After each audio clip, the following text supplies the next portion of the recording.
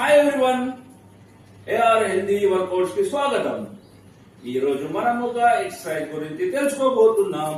అది మన పై భాగంలో ఉన్న కొవ్వును కరిగిస్తుంది. సో ఇక్కడ మనకి చేతులతోనే పని. ఇక్కడ మీ పిడికిల్ని బిగించండి. బిగించి ఇలా నుదుటికి ఆనించండి. అలాగే వీలైన వరకు వెనకకి ఇలా తీసుకువెళ్ళండి. ఇదే ఎక్సర్సైజ్. దీన్ని 50 సార్లు చేయండి. దీన్ని ఎప్పుడైనా చేయొచ్చు.